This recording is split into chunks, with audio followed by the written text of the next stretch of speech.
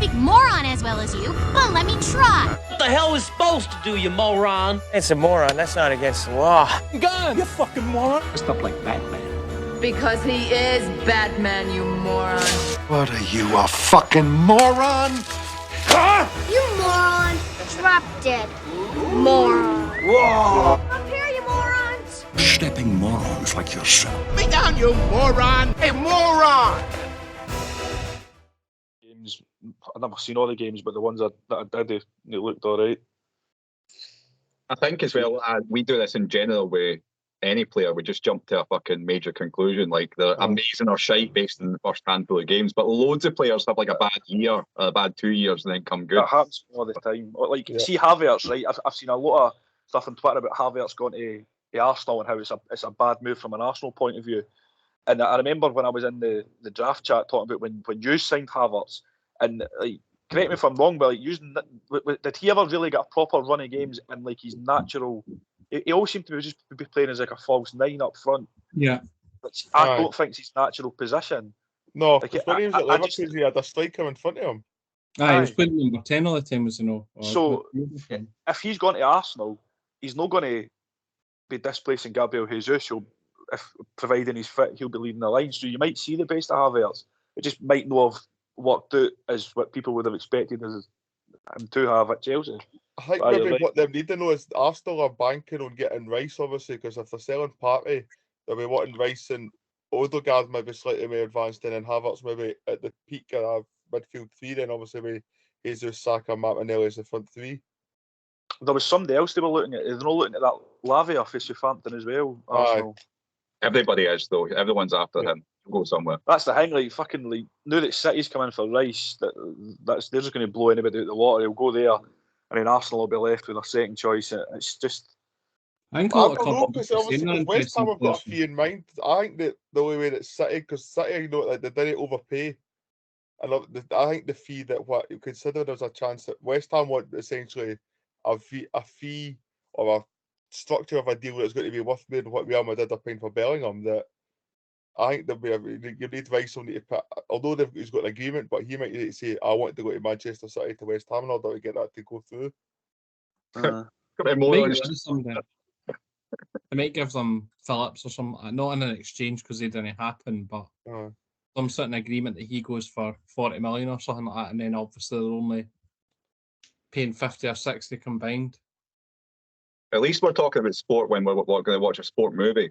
I mean, I'm just going to jump in and say that it sounds like we could all be amazing football coaches, guys, with our thoughts and opinions on that. But let's actually talk about an amazing coach in this week's movie. But welcome into another episode of Morons Review Movies.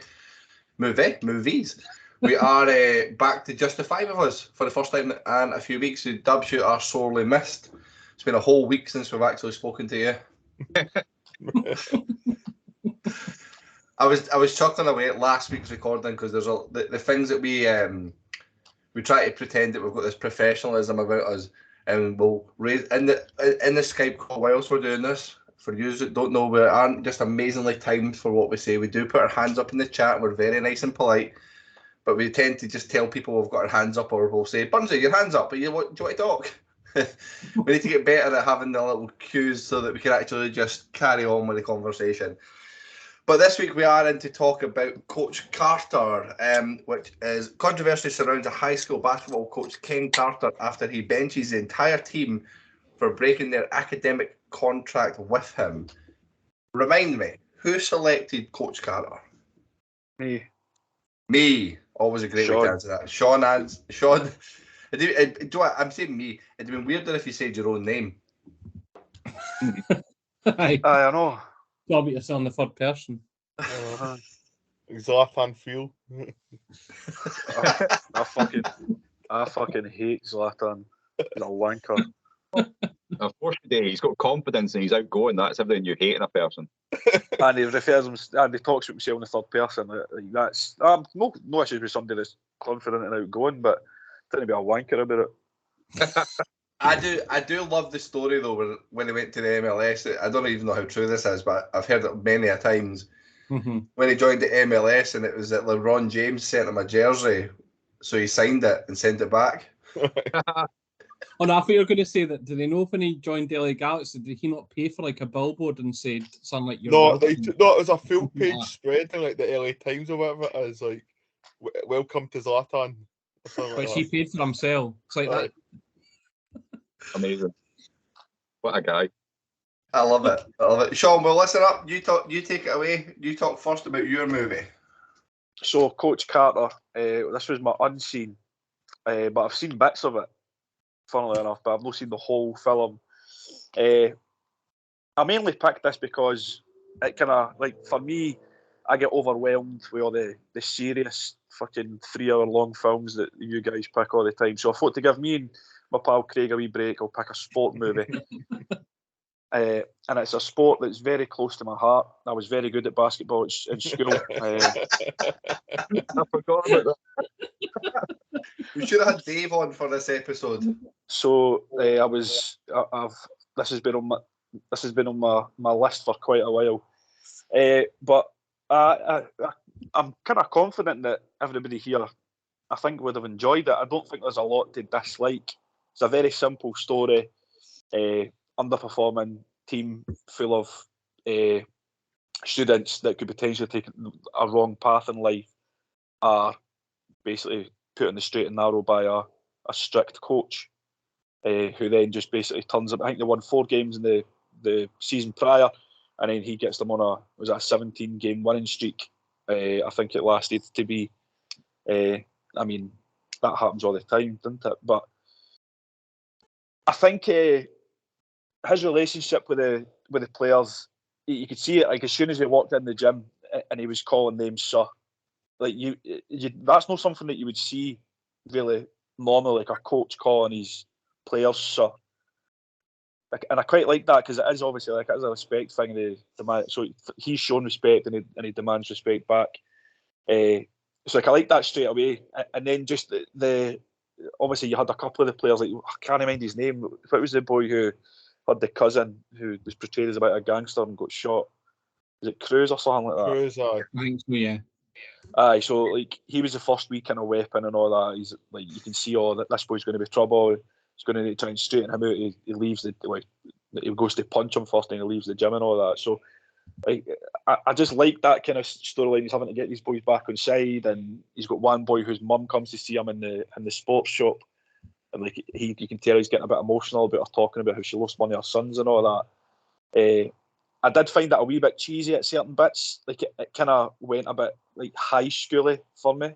Yeah. Like some bits, like the bit where they were sneaking off for the party after they won one of the games. They were in another town and they were staying overnight. So there was a wee time So there was wee bits here that were a bit kind of like high school, kind of like teen drama type thing. But it didn't really ruin it overall for me because when it was getting a bit like that, I felt it was kind of drawn back in to a bit more kind of serious and a bit more of a kind of like an adult film, if you get what I mean. And I liked how there wasn't as such like a happy ending with him winning that game against that St Francis team. It was St Francis primary that I went to actually played in St Francis basketball squad. I was in the '95 team, obviously based in Bainsford and not in Cincinnati or wherever the fuck it was. Sorry, Sean, just before you carry on, I would love to see like all the pictures of your class, like as at the end saying Sean Friel went on to have a career at SSE. Yeah, so SSE no more, Oval, baby. But I liked how there wasn't that like obviously he done the wee kind of, it wasn't a half-time speech, it was a time-out speech where he basically brought them back into the game, and then obviously they lost it by a point at the end. I like that because in life you don't always win, guys. So it was nice to see that there wasn't really a happy ending from a sporting point of view. The happy ending was that he got them where they needed to be with their schoolwork, which is more important than basketball, which is the whole point he was making, is that everybody just cared about how the team performed instead of how these individuals done. Because obviously if they can get their schoolwork right and they're in the right place, there's more chance they can go on and do something with their life. So like I like that whole message thing in that. I thought that was really good. But for me, an enjoyable film. Obviously, last week's probably was one that you had to proper concentrate on, which I'm terrible at. So I got lost with last week's film. But this is something that I think anybody could just sit down and put on and watch, and you don't really need to be totally switched on to follow it through. So a fairly enjoyable watch for me. What about you, Kyle? Sean, your hands up there. Don't tell people. This was just going to be a seamless transaction into me talking. Nobody would have noticed. Would have been all good. Before everybody jumps in with their points, Sean, were you aware that this is based on a true story? I knew there was two elements to it. I have no idea how accurate it is, though I didn't bother reading up. I kind of struggle with basketball stuff now after, because it's about like what could have been for me. So it was a bit emotional watching this for me. On that note, Kyle, I did look that up, and this might be, I might have just jumped on what you were going to say, but Ken Carter, the actual guy that got interviewed about it, and they said, how accurate is it? And he said it was 98.5% accurate. He said it was. No, that was just on. I've got this in my trivia.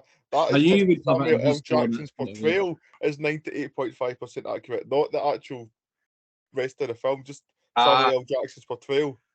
My bad. We'll save that. We'll keep the listeners intrigued. Hunter, you can fill us in on what was true and what was not. I just what you saying there about the message, and I thought, I wonder if you actually knew that this was based or loosely based on a true story. The big thing for me for this film, I really like it. I've seen it quite a few times now. Is I feel like the Coach Carter role, he comes into this team that are obviously a talented team with no direction, but he fills that role of like a father role for them all, is what I felt from it. Like they're in a really deprived area where they've either not got both parents in their family, or they've got the father may just work constantly to provide for them in this low-income area, and they don't have the man to set them straight and to call them sir and to treat them with the respect, but also to give them discipline. Like, I love the control that he takes over them with the suicide running, the push-ups, like standard basic stuff, but he makes it non-negotiable. And so I've taught taekwondo clubs before, and I've taught teenagers, and I've taught like young adults, and getting them to do what you want to do is fucking difficult. Although they're there in your environment to be coached by you, if they don't want to do it, they're not going to do it. So you have to get that stamp of authority over them. And then, but basic things like, I'm just going to make you run until you listen to me, works. It's weird. Like, we'll just do it and do it and do it, and we'll be better about it. But it'll get done. But this, I think the story's got some really good parts. The part where Cruz wants to come back into the team, and he knows that he needs to earn it. There's two parts I love to it. I love the fact that he's ruthless enough to tell him that you never actually met the requirements, so you're not coming back. Even though you've tried, I'm not going to compromise for you. And then obviously the team steps up and does it as well. I just thought like that whole part builds up so well, because you start rooting for Cruz, and you start rooting for him to get back into the team, and you can see that he wants to be there and he wants to get away from that shitty life that his cousins are pulling him into. And it's heartbreaking when he misses out, because he's so done and deflated.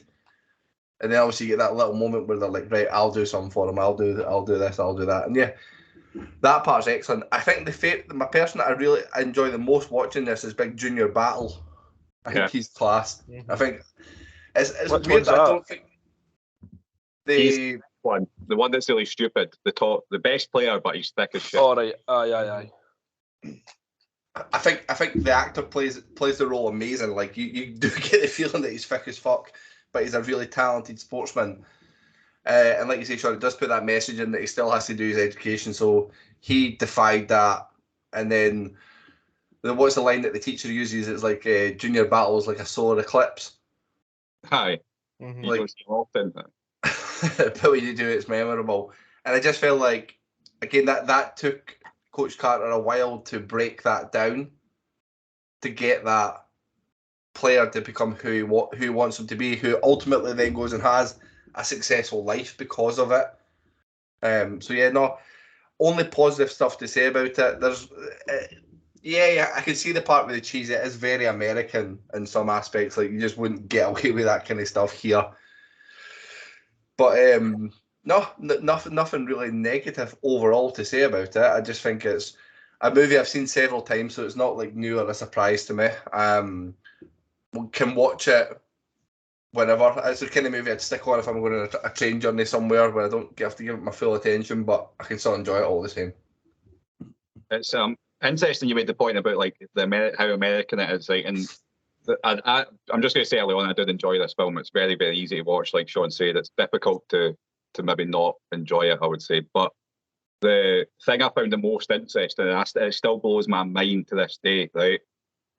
All of us, like Sean had his successful basketball career at school, right? But how many, you didn't have crowds of people like there. No.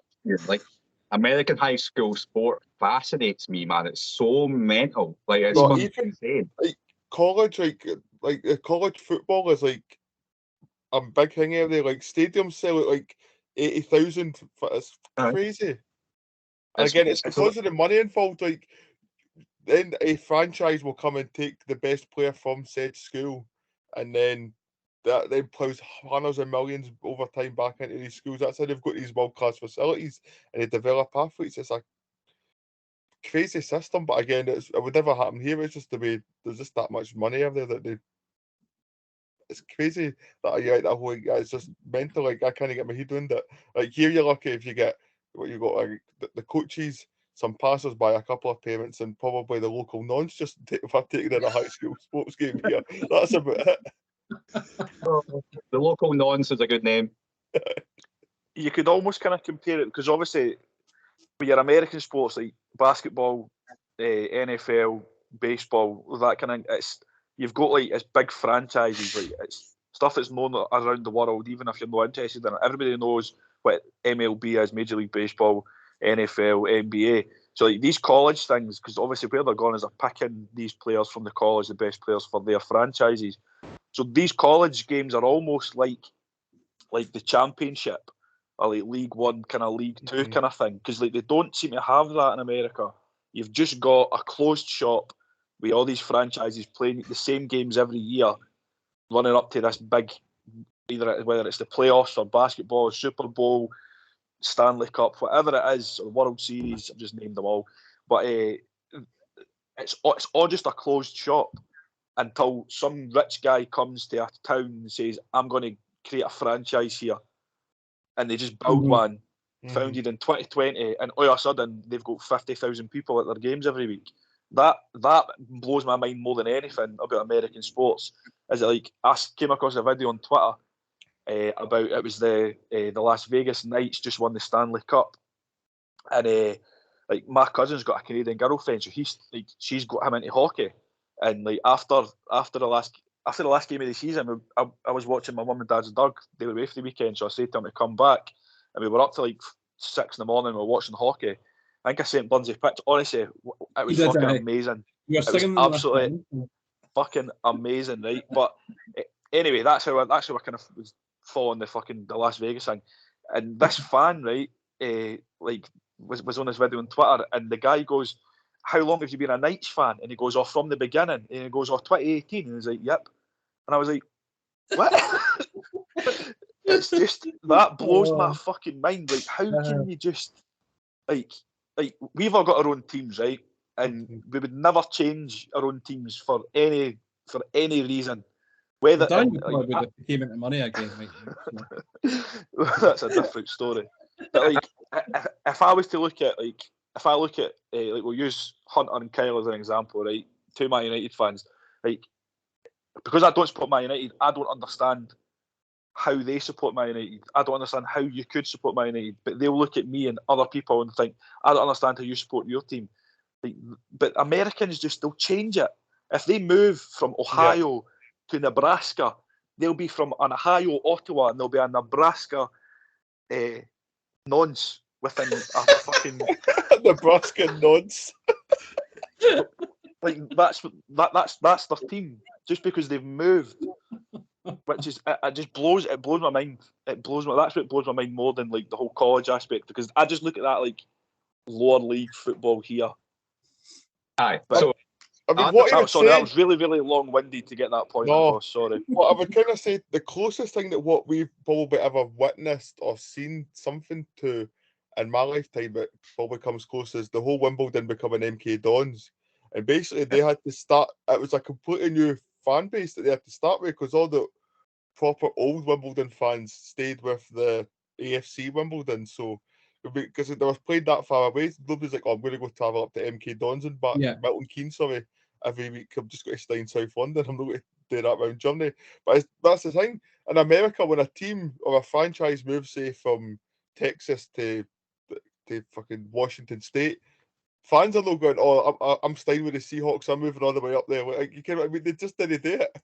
Mm-hmm. Oh, it's mental. And the MLS teams themselves, and not just MLS, but American teams, they could be called the New York Giants, but the New York Giants could be playing in Vegas. They don't necessarily need to be playing in New York. They still have the same name, but they could be playing in a completely different state. They just move the team.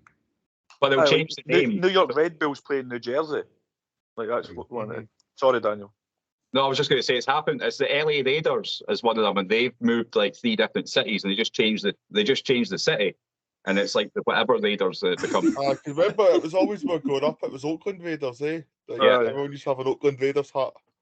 And they moved to LA, and they just became the LA Raiders. It's so fucking strange.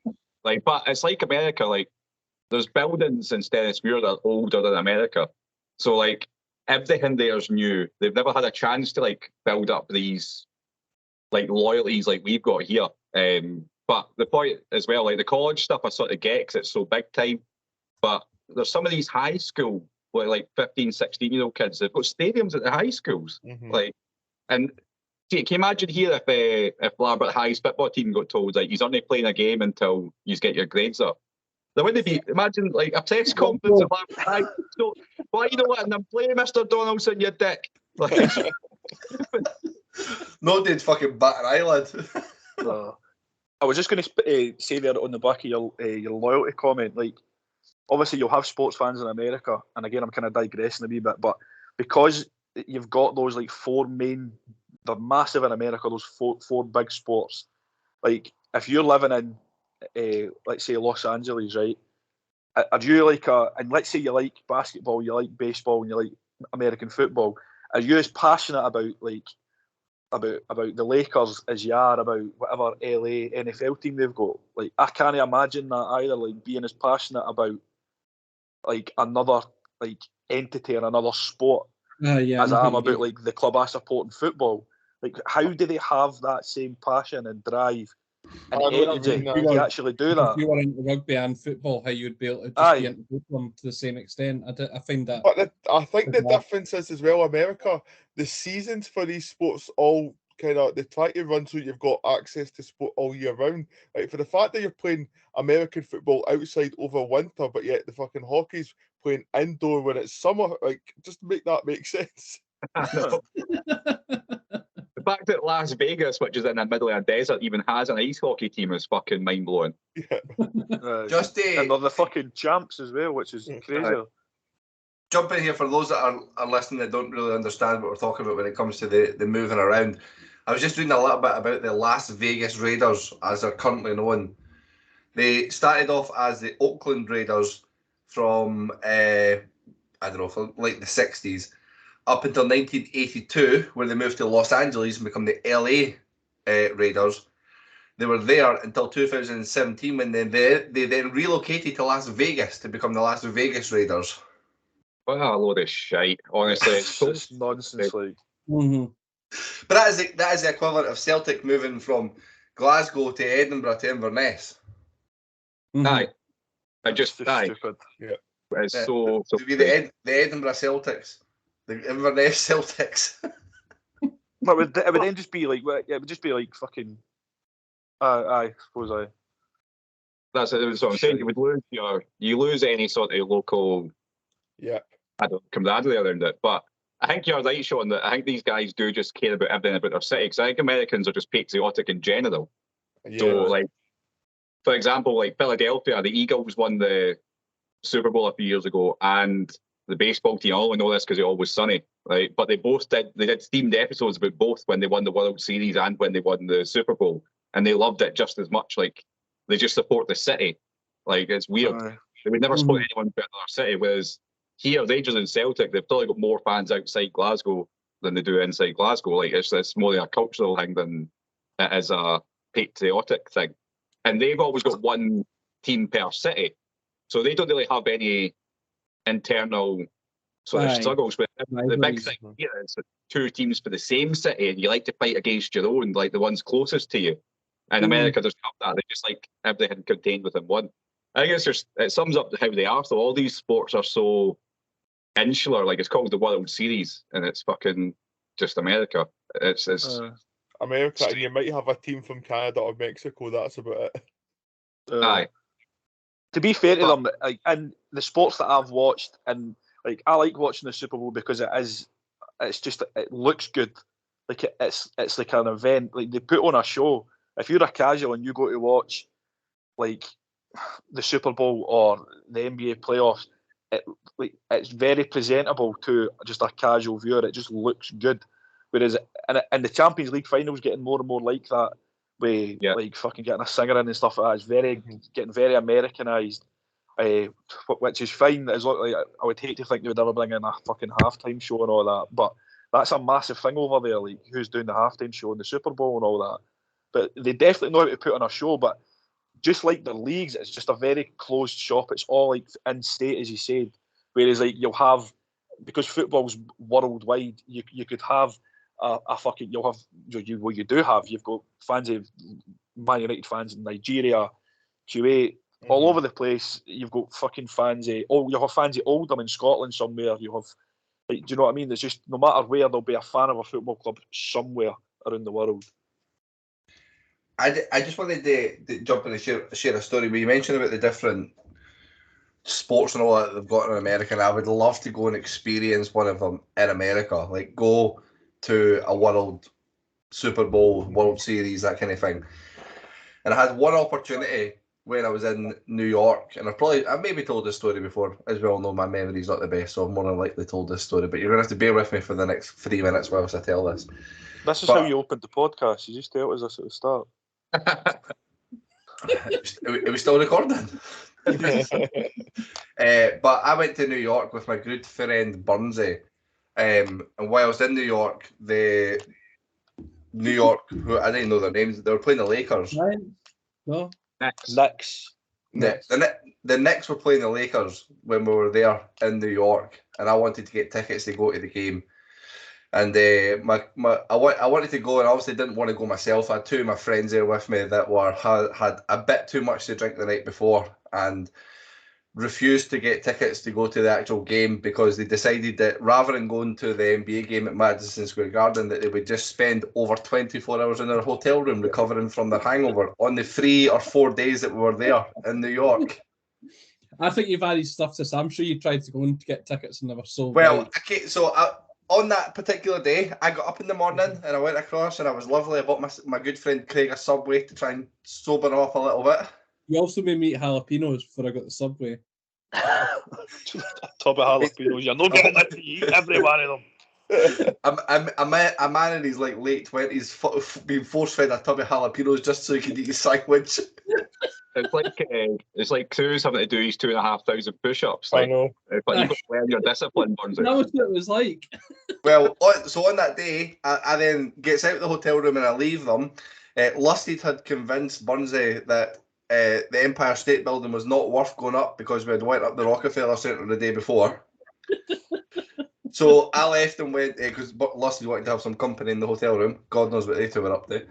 But I then went up the Empire State Building myself, like just had a day out in New York all by myself, came back to see if they were human enough to get tickets.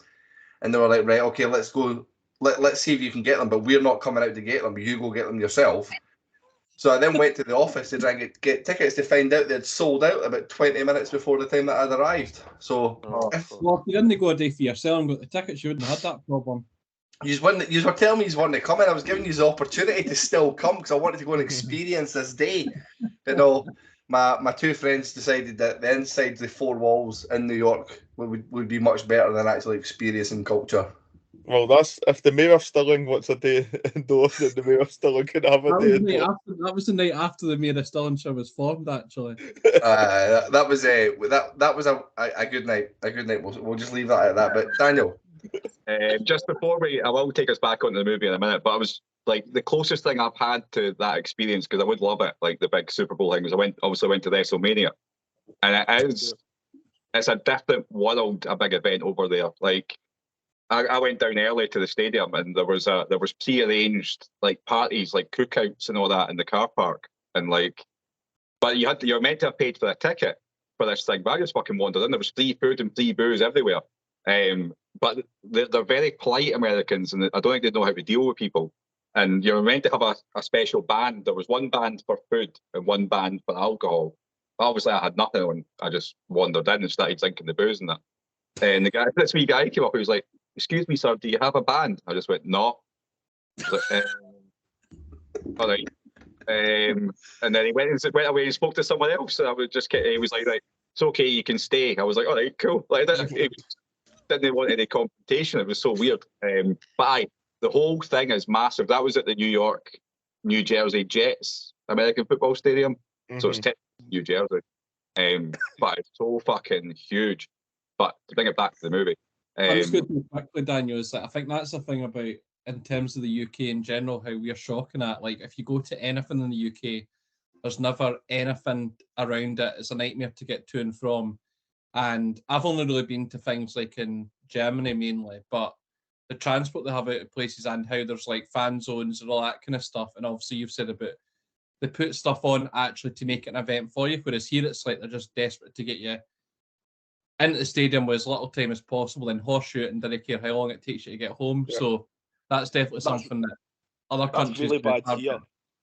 In Scotland, I would say we're the worst for that. Like, football fans in this country are basically just seen as criminals.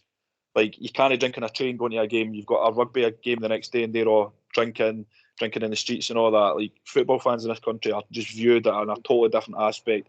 And in England as well, in a totally different aspect from any other country in Europe for some reason. It's bizarre. Like, there was a day, Burnsy came to a Celtic game with me on Christmas Eve. And, like, it was... We were playing St Johnstone, right? Now, St Johnstone don't have a massive travelling support of that. I think they would have maybe had around 100, 150. And again, there's no historical rivalry between Celtic and St Johnstone. There's never any fan trouble. But this isn't just exclusive to that game. Every single game outside the turnstile I go into, there is always 4 or 5 horses just lined up, right? And I say to Burnsy, I goes, if someone kicks off, right, there's 60,000 people going into this game. They're all walking around the stadium, going to their separate bits. If anything kicks, is that horse going to just gallop through every cunt and chase this one person down?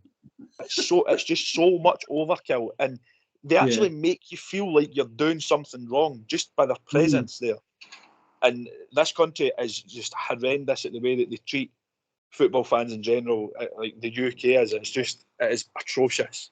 And that's got a massive part to play in how these games don't feel like that big an event, because you just feel like you one wrong move and you could get fucking huckled by a fucking policeman. Like, there was a guy drinking a can of beer on his way to the ground. I think we were playing Rangers. It was just a can of beer, just walking.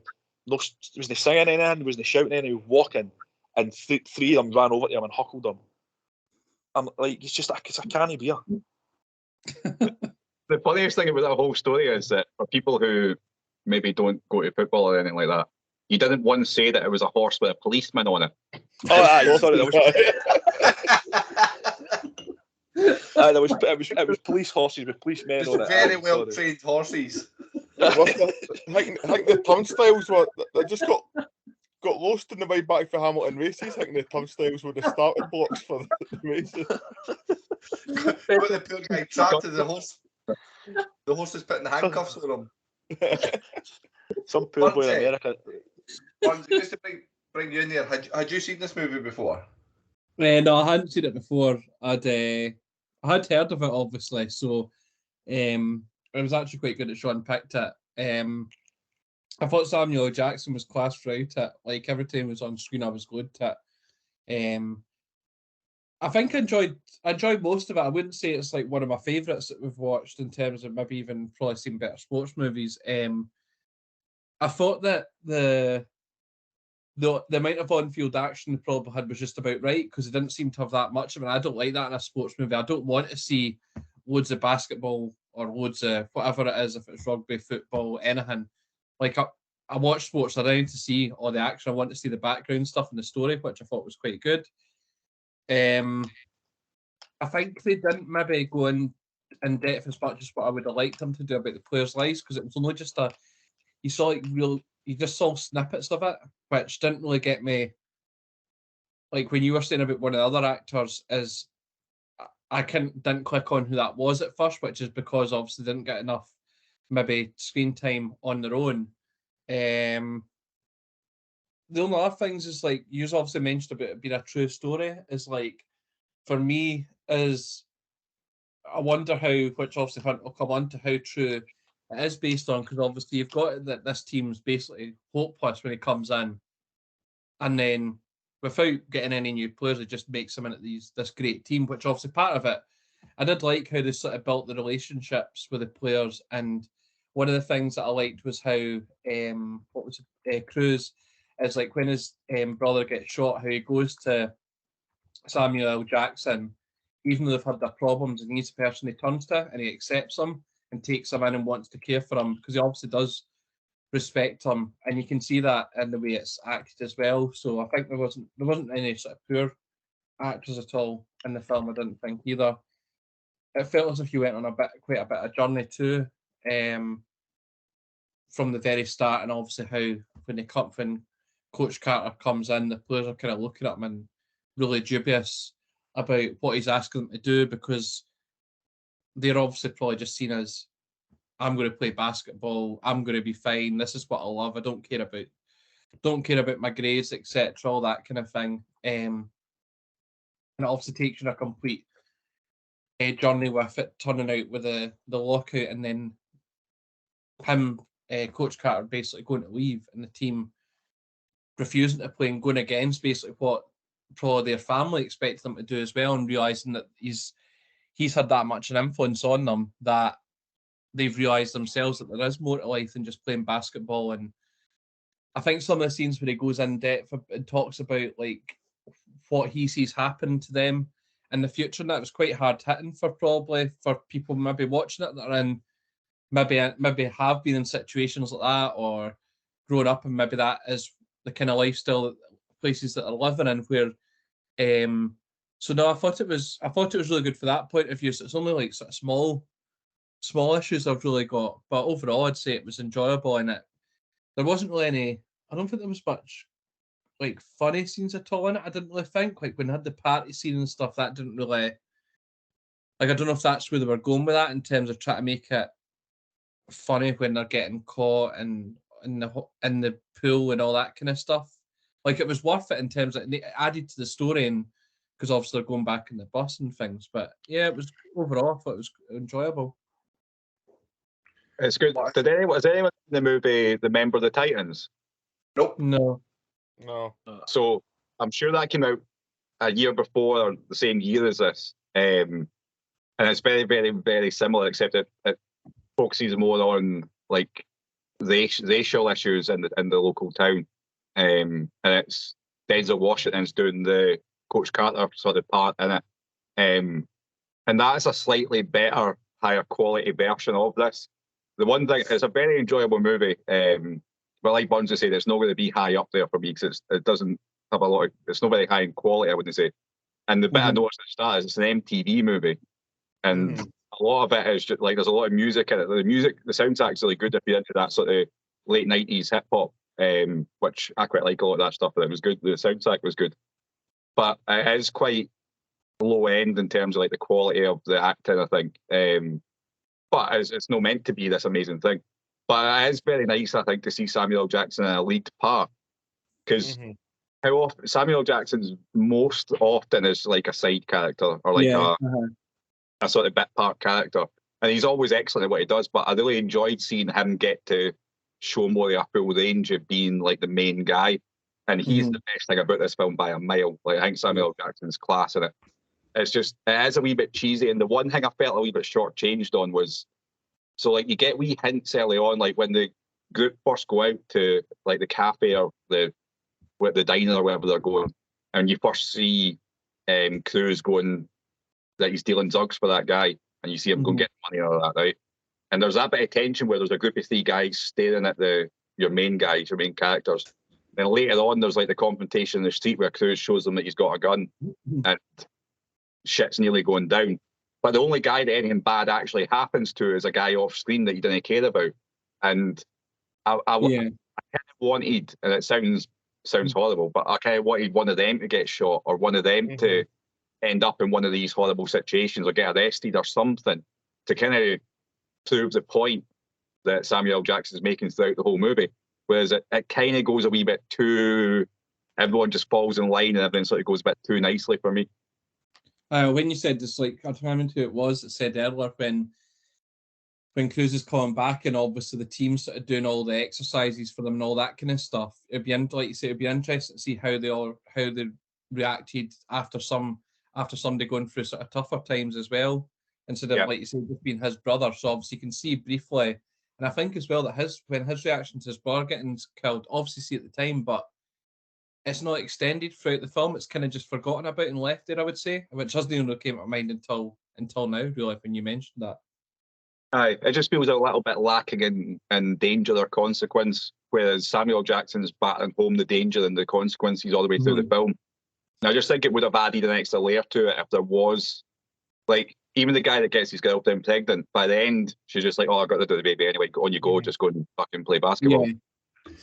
So with you saying that, I was like, I wondered to myself, like, who would that character be? And I'm like, that the guy that plays Worm would be the perfect guy for that scenario, because he's not really the main player, he's not the main star, he's a bit of a comedic relief, he's a bit of a joker, he's liked by everybody. Yeah, something tragic or something terrible happening to him would have been a bigger thing for those players to then knuckle down and get into it. And I suppose if this was a completely fictitious movie, that may have been the way that it would have went, but they maybe hopefully tried to stay a bit closer to the source material for it to be the way that it has been. But no, it's a good point. It's a fair point. It's not obviously the best sports movie that we've ever seen. That's obviously kept there for Moneyball. That's definitely the best one. Or Warrior. Moneyball or Warrior. That's the two that we'll have. Remember the Titans, Daniel, came out 5 years before Coach Carter. Okay. I recommend that one for Sean and Burnsy, because he's like this sort of film. Like, that's like this, but on a much higher level. So definitely like it. Also one that I've not seen, I just not seen there as well, that Ryan Gosling's in it, so it's obviously going to be definitely worth a watch for a bit of eye candy. Has anyone not had their fair share of their chat I about haven't yet. And anybody at all? No? I feel like I need to come in here. Anybody? It's fine. Hunter, I think you're on mute. I'm on mute, aye. Right. Oh no. Right. Oh no. It's when someone takes a deep breath or they go, right. I'm just thinking, how do I need to word this? I don't want to shit on it, but some aspects of the film do need shit on. Good. As the points have been touched on, Samuel L. Jackson, great. His relationship with the boys, great. The build up that team spirit, that camaraderie, everything that he's done. He's went in, done what he said to do. Did they win the championship? No, but they fucking gave it the damn sick better what they'd done previously. And also he's helped bring his son in, he's helped give him a bit of discipline, he's bring him in. Obviously that's a good aspect of his relationship with his son, that he's that type of character that his son, who was in a very privileged school to begin with, it's like, no, let me mess it with the fucking job I was doing here. I want to play for you. That's the level of respect that he's demanded of his own son. And again, you then see that from the rest of the team. So again, kudos to that. But it does reek it. At times, it was basically step up, but with basketball instead of dancing. Yeah. It is a bit at times. And also, Channing Tatum needs fucking slapped. I know this was his first ever film, but my God, he's so annoying. He is I annoying. thought he was terrible in this. I thought He's so desperate to fit in with the other basketball players. Aye. And I imagine maybe he is like being that kid in that environment. Maybe that's how he would act. But fuck me, he was so annoying. He was very wooden as well. Like, see, and the funny bit is when they're doing. There's a scene where it goes to the high school and there's a wee group of them doing like wee freestyles apps together. And Channing Tatum was doing it and he's fucking awful at it. Like, just cut that out of the film. It's so fucking bad. He's also got his character name is the whitest name I've ever heard in my life. Jason Lyle. Oh, one thing I was going to say is I didn't think there was really a need for Coach Carter's son to be in the film. I didn't think it really added anything to it. Like, other than the fact it's a true story.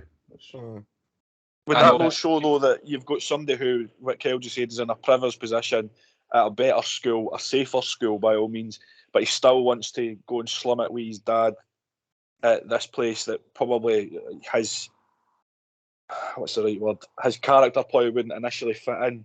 And it didn't really, because they never, like, when he walked in, he had the suit on and all of that. It was kind of like Carlton, the Fresh Prince of Bel-Air vibes is what I got. Like, that's exactly what I thought. So, like, that, again, that probably just shows that that's more a testament to his dad, that he wants to do that just to play under his dad. That's what I took for it. But again, Craig, if you don't think that was a good part of the film, that's completely up to you. There's also the actual actor, I don't know if it was the actor that was getting on my nerves, or whether it was the idea, like the son part being involved in it, whether that was needed. I couldn't really put my finger on it. Right. So this is my question now. So the son is a freshman. So I get confused with what ages these kids are in the grand scheme of things. So we're presuming that these maybe 2 or 3 years older, possibly. The rest of the team. Was he the victim of sexual assault in that pool at that party? Yes. So I've got it here. Freshman is the age between 14 and 15, and sophomore is between 15 and 16.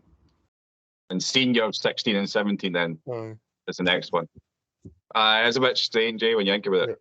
But I mean, on the point you were saying, like Sean, you were saying, Hunter, about him turning up and being the sort of black sheep at the school, and he turns up in the full suit and looking stupid, right? But to take my point back earlier on, there was no consequence to that. He didn't even get bullied or picked on or nothing. No. Like, there wasn't even any point in showing him turn up in his jacket and tie and looking like a geek because nothing bad happened. No, the team accepted him straight away. There was like 1 week comment where like, oh, he's a freshman, he's not going to get a game, and that's it. Never mentioned. Is that not a thing though? Like in America, like if you're good at sports, you're instantly popular. It doesn't matter. And also the fact as well that his dad being the coach, if you're going to get pulled up for bullying the son, you're not going to play in the team, have you? So, but again, that's not stopping other people who aren't on the basketball team kicking shit at him for being a briefcase wanker. A briefcase wanker. We'd think as well that Samuel Jackson's giving him left to school, so he's going to know what the rest of the kids are wearing, and he's going all suited and booted. You think he'd be like, nah, you better not wear that. It's a bit stupid like that, unless maybe that was part of the true story. We'll find out. How long would you have lasted at Larbert High or St Mungo's turn up? Well, St Mungo's turn up like that every day, but how would you have lasted at Larbert High turning up with your full suit on? We were disciplined at our school. That's what our uniform taught us, Kyle. Was discipline and respect. Listen, I grew up in a cat of nine tails. Sean, I'll give you your respect. I grew up playing for the school football team where St Francis were a team to be feared. That was the team of the district. I wasn't in the football one. I was in the basketball one. I've got a different path. I've got it in my notes. Sean Friel, team of '95. Yeah, good times. What were you, about 5 or 6 then?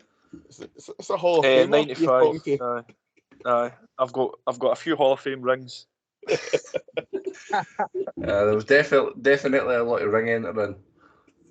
I can just imagine now, because now you see Kay Carter as like the top MVP for 72 and 1973. Just imagine St Mungo's or St Francis, sorry. It goes back to 95 and it's got S Friel.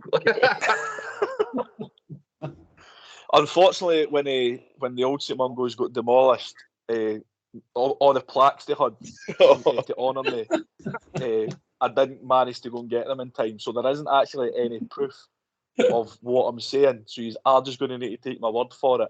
But what I can categorically tell you, Kyle, is that yes, in America, if you're good at sports, you're very popular. I actually found the same thing when I went to school as well, because I was so successful at basketball. People just really, really took to me. Well, listen, we know one of your closest friends were in the same circle. That's obviously the top. He followed you and listened to your every word throughout your whole childhood. Still does to this day. I'm just one of those people that I touched so many lives through basketball.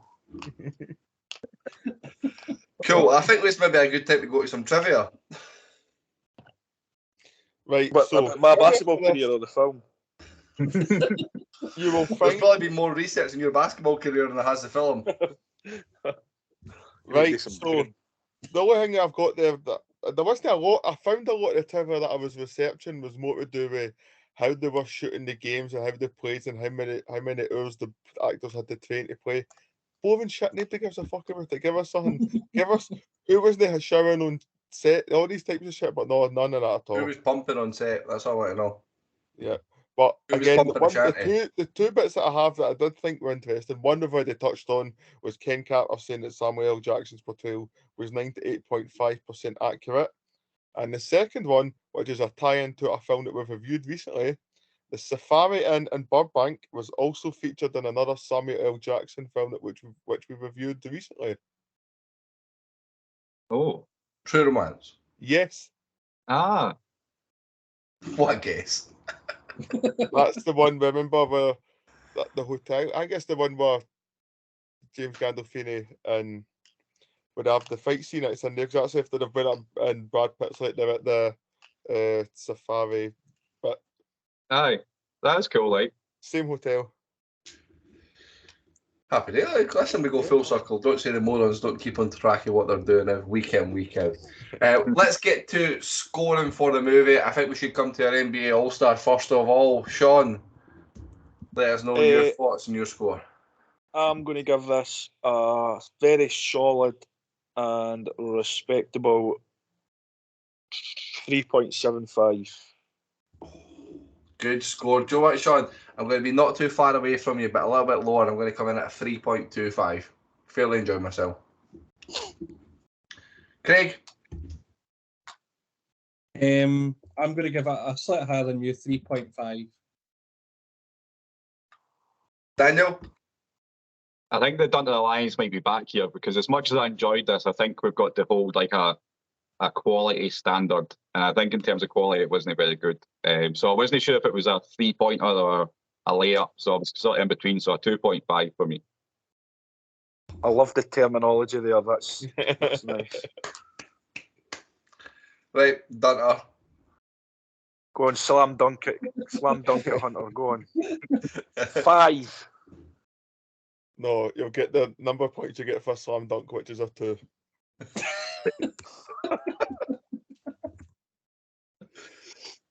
Right, Burnsy, what does that do to the overall scoring? Solid 3. A solid 3. Any predictions on where that lands on the leaderboard and which movies will be around about it? 100-ish.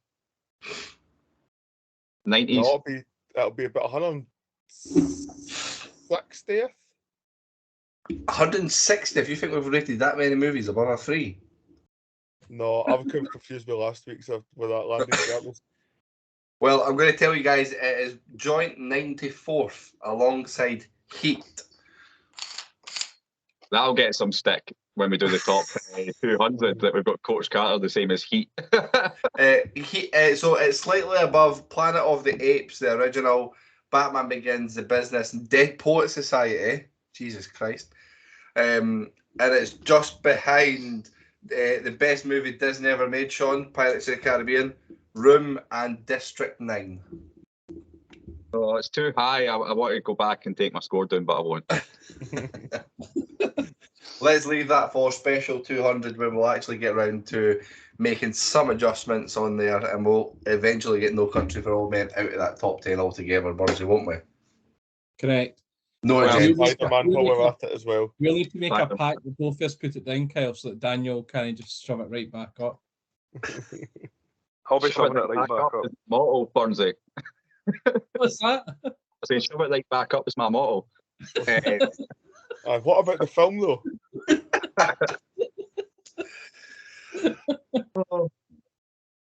Well, a 3 is a good scoring for it to come in, middle of the road for the morons on there. But thank you very much for listening in to us. Next week, we are going to be bringing you the episode of either, because we don't know exactly what order we're going to do them.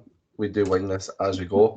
It will either be The Road, absolute classic, or another classic movie that's well regarded, really up there in the Oscar-worthy style movies, in Murder Mystery. So either one of those two movies will be the next one coming to you. Thank you very much for listening into the Morons blabber on some shite about a sports movie. We do appreciate your time, and as Morons bid you farewell. Slam dunk da funk. Slam dunk da funk. Sorry I don't speak moron as well as you, but let me try. What the hell is supposed to do, you moron? It's a moron. That's not against the law. Gun! You fucking moron! Stuff like Batman. Because he is Batman, you moron. What are you, a fucking moron? You moron. Drop dead. Moron. Whoa! Up here, you morons. Stepping morons like yourself. Me down, you moron! Hey, moron! Bid you farewell and good luck, morons. Bye.